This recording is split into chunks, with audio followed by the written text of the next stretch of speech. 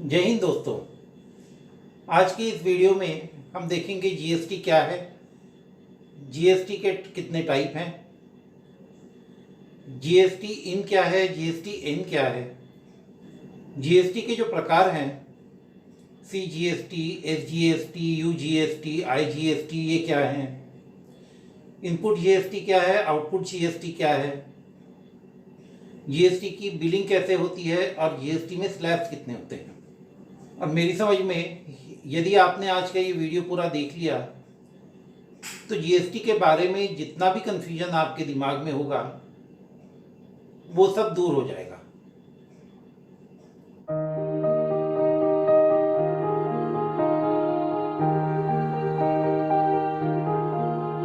GST कहता है one nation one tax, पूरे देश में टैक्स सिस्टम एक ही हो। टैक्स सरकार का अधिकार भी है और आय का मुख्य स्रोत भी है। इसी से सरकार चलती है और इसी से ही अलग अलग तरह की वेलफेयर स्कीम्स भी चलाई जाती हैं। सड़कें, इंफ्रास्ट्रक्चर डेवलपमेंट भी टैक्स से जो पैसे आते हैं उसी से किया जाता है। अब ये जो टैक्स है ये मुख्यतः दो तरह का होता है, डायरेक्ट टैक्स और इनडायरेक्ट टैक्स। डायरेक्ट टैक्स में जो प्रकार आते हैं आपका income tax, wealth tax, inheritance tax, corporation tax जिसे हम निगम टैक्स भी कहते हैं, वेल्थ टैक्स, ये वो टैक्स हैं जो आप सरकार को सीधा देते हैं। जबकि इनडायरेक्ट टैक्स वो होता है जो किसी वस्तु की खरीद और बिक्री के ऊपर लगता है। पहले जीएसटी आने से पहले हमारे यहाँ पे लगभग 17 तरह के टैक्स थे, जैसे customs duty, excise duty, sales tax, service tax, VAT सबसे ज़्यादा फेमस था अपने यहाँ पे। सरकार ने इन सब टैक्सेस को मिला के एक टैक्स में बदल दिया, जीएसटी। और शुरू में जब जीएसटी लागू हुआ तो बहुत ज़्यादा बवाल हुआ। अब जो ये जीएसटी के 4 टाइप हैं, सीजीएसटी, एसजीएसटी, यूजीएसटी, आईजीएसटी, लोगों ने शुरू में सोचा कि अगर हमारा सामान 18% में आता है स्लैब में, तो हमें इन चारों के ऊपर 18% देना है। लेकिन ऐसा नहीं है, हमें सिर्फ 2 जीएसटी देने हैं। और ये किनको देने हैं? सिर्फ 3 लोग ऐसे हैं जिन्होंने जीएसटी देना है। पहला, जिसका टर्नओवर 20 लाख से ऊपर है। मान लीजिए 20 लाख का सामान लिया, 21 लाख में बेचा, टर्नओवर 20 लाख से ऊपर हो गया। अब इसमें आपको प्रॉफिट कितना है, नुकसान कितना है, इससे कोई मतलब नहीं है। टर्नओवर के ऊपर सब कुछ है। टर्नओवर 20 लाख से ऊपर है तो आप जीएसटी दीजिए। दूसरा, अगर आपने 1 रुपए का सामान भी एक राज्य से दूसरे राज्य भेजा तो आपने जीएसटी देना है। और तीसरा, ऑनलाइन ई कॉमर्स, अगर आप ई कॉमर्स में 1 रुपए का काम भी करते हैं तो आपने जीएसटी देना है। अब देखिए, अगर स्विगी हो गया या जोमेटो हो गया या अमेजन या फ्लिपकार्ट, अगर आप इनसे 50 रुपए की चीज़ भी खरीदते हैं तो आपको जीएसटी लगता है। अब जब शुरू में जीएसटी लागू हुआ था तो जो झमेला हुआ था उसके बाद इसके ऊपर क्लैरिफिकेशन भी आ गई। अब हमें सिर्फ 2 तरह के जीएसटी देने हैं, एक सीजीएसटी और एक एसजीएसटी। अगर आप किसी राज्य में हैं, अगर आप किसी यूनियन टेरिटरी में हैं जैसे दिल्ली में या पौंडीचेरी में या जम्मू कश्मीर में या लद्दाख में, तो आप देंगे सीजीएसटी और यूजीएसटी। अगर आप एक राज्य से दूसरे राज्य में सामान बेचते हैं या किसी यूनियन टेरिटरी में भी सामान बेचते हैं तो आपको लगेगा आईजीएसटी। अब एक चीज़ हमेशा ध्यान रखिए कि सीजीएसटी, अगर आपका सामान जैसे 18% में आता है तो सीजीएसटी 9%, एसजीएसटी या यूजीएसटी 9%। अब लेकिन अगर आप जैसे महाराष्ट्र में बैठे हैं, महाराष्ट्र में आपने सामान बनाया और उड़ीसा भेजा या बिहार भेजा, तो टैक्स देना किसको है? महाराष्ट्र की सरकार लेगी या बिहार की सरकार लेगी? कौन देगा? तो केंद्र सरकार ने कहा एसजीएसटी भी छोड़ो, यूजीएसटी भी छोड़ो, आईजीएसटी, इंटीग्रेटेड जीएसटी। आपका माल 18% में आता है, 18% आईजीएसटी आप सेंट्रल गवर्नमेंट को दे दोगे। अब केंद्र सरकार क्या बोली? महाराष्ट्र में तो सामान बना, इसका मतलब वहां रोजगार बनता, रोजगार मिला लोगों को, आमदनी भी हुई। माल जहां बेचा गया बिहार में, तो बिहार को उठा के 9% दे दिया। अब बिहार का भी विकास होगा। अब पहले क्या होता था, पंजाब, महाराष्ट्र, गुजरात, ये कुछ ऐसे राज्य थे जिनके पास पैसा बहुत ज़्यादा था। इन्होंने क्या किया, इंडस्ट्रियलिस्ट हो गए या उद्योग धंधे, उनको बोला आप हमारे यहाँ पे आइए, आप उद्योग धंधे लगाइए, हम टैक्स में आपको छूट देते हैं। इन राज्यों की तो तरक्की होती गई, बाकी के वहीं पिछड़े के पिछड़े। लेकिन जीएसटी आने की वजह से दो फायदे हुए। एक तो अब विकास जो है वो समान होगा। जिस राज्य में सामान बन रहा है वहां पे रोजगार के अवसर, वहां रोजगार सामान तो बन ही रहा है। जिस राज्य में उपभोक्ता है उस राज्य को जीएसटी गया, टैक्स गया, इससे उसका भी विकास हुआ। तो अब आगे आने वाले 30 से 40 साल में हम देखेंगे कि देश का सर्वांगीण विकास होने लगा है, क्योंकि सर्वांगीण विकास जरूरी भी है। अगर आपके शरीर का एक अंग ज्यादा विकसित हो और एक अंग कम विकसित हो तो आप ठीक से काम नहीं कर सकते, आप अपनी पूरी क्षमता से काम नहीं कर पाएंगे। इसी तरह देश का भी है।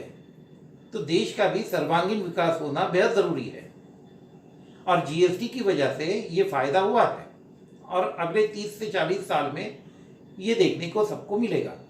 लेकिन कुछ ऐसी चीज़ें भी हैं जो अभी जीएसटी के अंदर नहीं है। तो आप देखिए, जैसे पेट्रोल, इलेक्ट्रिसिटी, एलपीजी, शराब, इनके सबकी कीमतें अलग अलग राज्यों में अलग अलग हैं। दिल्ली में कुछ कीमत है, महाराष्ट्र में कुछ है, बिहार में कुछ है, राजस्थान में कुछ है, तमिलनाडु में कुछ और कीमत है। लेकिन जिन चीज़ों के ऊपर जीएसटी है वो देश में कहीं पर भी चले जाइए, थोड़े बहुत फर्क के साथ कीमत एक ही है, कीमत एक ही रहेगी, कीमत नहीं बदलेगी। तो इसका ये सबसे बड़ा फायदा भी हुआ है। अब देखिए, आप महाराष्ट्र में बैठे हैं, आपने सामान उड़ीसा भेजा, आपका जो बिलिंग होगा उसमें आप आईजीएसटी लगाएंगे 18%, अगर आपका सामान 18% की स्लैब में आता है। आपने सारा पैसा उठा के दे दिया सेंट्रल गवर्नमेंट को, माल बिहार गया, सेंट्रल गवर्नमेंट ने अपना 9% अपने पास रखा, 9% बिहार सरकार को दे दिया। तो यहाँ तक तो मेरी समझ में आपको अब क्लियर हो गया होगा कि ये सीजीएसटी, एसजीएसटी, यूजीएसटी, आईजीएसटी क्या है।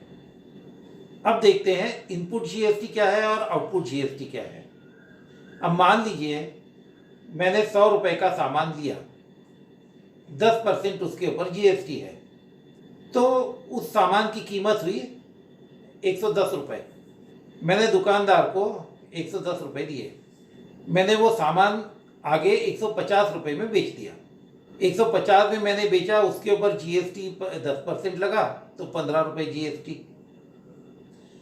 अब बवाल यहाँ पर ये दोबारा ये हुआ था कि 10 रुपये तो हम पहले दे चुके, वो 10 रुपया भी हम सरकार को देंगे, एक ही चीज़ के ऊपर 10 रुपया तो दे दिया।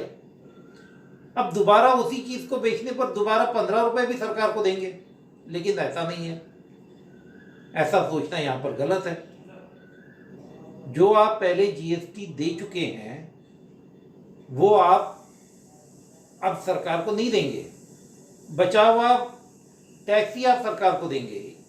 यानी कि क्या हुआ, 110 रुपये में आपने खरीदा, 165 रुपये में दिया, जिसमें 15 रुपये जिसने आपसे खरीदा उसने आपको जीएसटी का दिया, टैक्स का पैसा दिया। अब आपके पास कितना बचा हाथ में, 55 रुपये। अब ये जो 15 रुपये हैं इसमें से ये अभी आपके पास है, आपने सरकार को देने हैं, लेकिन क्योंकि आप 10 रुपये पहले दे चुके हैं जिससे आपने सामान लिया है, तो अब आप कितना देंगे सरकार को? 5 रुपये। इसका मतलब आपका प्रॉफिट कितना हुआ? 40 रुपये। तो 10 रुपये आपने इनपुट जीएसटी दिया और 5 रुपया अब आप देने जा रहे हो आउटपुट जीएसटी। तो मेरी समझ में आपको इनपुट और आउटपुट जीएसटी ये अब क्लियर हो गया होगा। सरकार ये नहीं बोलती है कि आपने जो पहले वाला दिया है वो तो दे ही दो, और यहां से उसी चीज के ऊपर जो दोबारा मिला है वो भी पूरा का पूरा दो। जितना दिया है उतना घटाकर बाकी का बचा हुआ दो। और क्योंकि कस्टमर आपके पास टैक्स देकर जाता है तो वो टैक्स अभी सरकार के पास गया नहीं है, आपने वो सरकार को वापस करना है। इसीलिए रिटर्न करना है सरकार को। इसलिए जब हम बोलते हैं जीएसटी रिटर्न, ये जीएसटी आर क्या है? जीएसटी रिटर्न, जीएसटी जो हमारे पास है हम उसको वापस कर रहे हैं सरकार को। इसी तरह जब हम इनकम टैक्स भरते हैं तो हम बोलते हैं हम इनकम टैक्स रिटर्न भर रहे हैं।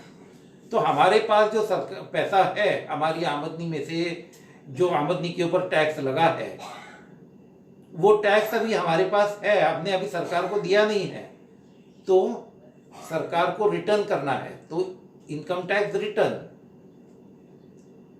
जीएसटी रिटर्न कितने तरह के होते हैं और कौन सा रिटर्न कब भरना है, किसने भरना है, इसके बारे में एक डिटेल में वीडियो बनाऊंगा। आप इस वीडियो को सब्सक्राइब ज़रूर करिएगा, क्योंकि जैसे ही वो वीडियो अपलोड होगा आपके पास नोटिफिकेशन आ जाएगी और आप उसे देख पाएंगे। तो मेरे समझ में अब आपको क्लियर हो गया होगा कि जीएसटी के टाइप जो सीजीएसटी, एसजीएसटी, यूजीएसटी, आईजीएसटी ये क्या है, इनपुट जीएसटी क्या है, आउटपुट जीएसटी क्या है। अब समझते हैं जीएसटी इन और जीएसटी एन क्या है।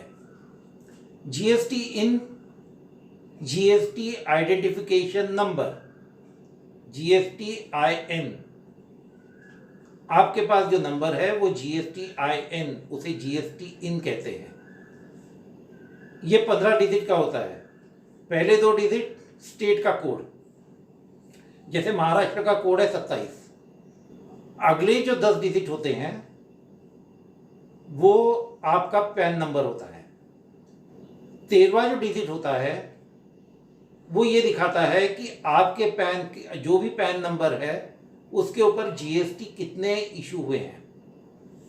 फॉर एग्जाम्पल, जैसे आप महाराष्ट्र में हैं या उड़ीसा में है, आपने सिर्फ एक ही जीएसटी लिया है, एक ही बिजनेस है आपका, तो 13वां जो नंबर होगा वो 1 होगा। अगर आपके पैन के ऊपर 2 जीएसटी सर्टिफिकेट इशूड है तो जो 13वां नंबर है वहां पे 2 लिखा हुआ होगा। 14वां नंबर Z, ये डिफॉल्ट होता है, ये Z ही होगा हर एक में। और जो 15वां डिजिट है वो चेकसम डिजिट होता है।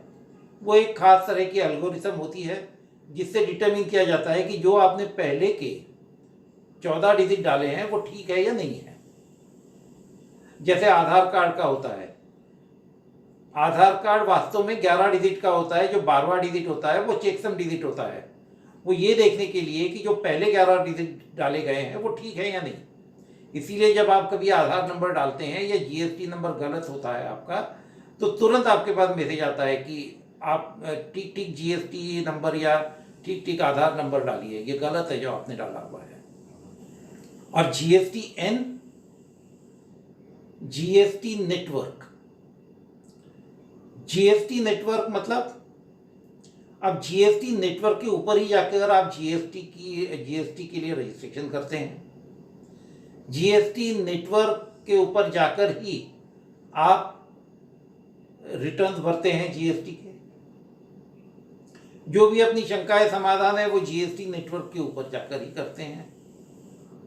तो GST IN, GST identification number, जो आपको जीएसटी नंबर आप इसके कहते हैं, जीएसटी एन, जीएसटी नेटवर्क, जहां जाकर आप अपना रिटर्न फाइल करते हैं, जहां जाकर आप अपने जीएसटी के लिए रजिस्ट्रेशन करते हैं। अब देखते हैं कि जीएसटी में जो स्लैब हैं वो कितनी तरह के हैं। जीएसटी में वैसे तो 5 स्लैब है, लेकिन पहले स्लैब में कुछ ऐसी चीज़ें हैं जिसके ऊपर कोई जीएसटी नहीं है। दूसरी स्लैब जो है वो 5% की है। तीसरी स्लैब 12% की है, 12% की। चौथी स्लैब 18% की और 5वीं स्लैब 28% की। तो दोस्तों, इस वीडियो में आपने ये समझ लिया होगा अब तक जीएसटी के टाइप कितने हैं, सीजीएसटी, एसजीएसटी, यूजीएसटी, आईजीएसटी के बारे में जो कन्फ्यूजन है वो भी दूर हो गया होगा। हमेशा एक चीज़ का ध्यान रखिए, सीजीएसटी और एसजीएसटी हमेशा अगर 18% की स्लैब में है तो 9% सीजीएसटी, 9% एसजीएसटी या यूजीएसटी। बिलिंग करते हुए जब आप एक स्टेट से दूसरे स्टेट में माल भेज रहे हैं, बिलिंग कर रहे हैं, तो आप आईजीएसटी पूरी 18% का आप उसके अंदर दिखाएंगे। हमने देखा जीएसटी इन क्या है और जीएसटी एन क्या है। तो दोस्तों, उम्मीद करता हूँ कि ये वीडियो आपको पसंद आया होगा। अगर ये वीडियो आपको पसंद आया हो तो आप इसे शेयर करिए, लाइक करिए। अगर आपके दिमाग में अभी भी जीएसटी को लेकर कोई कन्फ्यूजन है तो कमेंट बॉक्स में कमेंट करके या टेलीग्राम चैनल पे मेरे से संपर्क करके आप अपने डाउट्स को क्लियर कर सकते हैं। इस चैनल को सब्सक्राइब करिए, साथ में जो बेल का आइकन है उसे भी आप ज़रूर प्रेस करिए, जिससे कि मेरे आगे आने वाले नए नए वीडियोस, और जैसे कि मैंने अभी आपको बताया कि अगले वीडियो में मैं आपको जीएसटी रिटर्न्स कैसे फाइल किए जाते हैं उसके बारे में बताने वाला हूँ। तो जैसे ही वो वीडियो अपलोड हो आपके पास नोटिफिकेशन तुरंत आ जाए। धन्यवाद।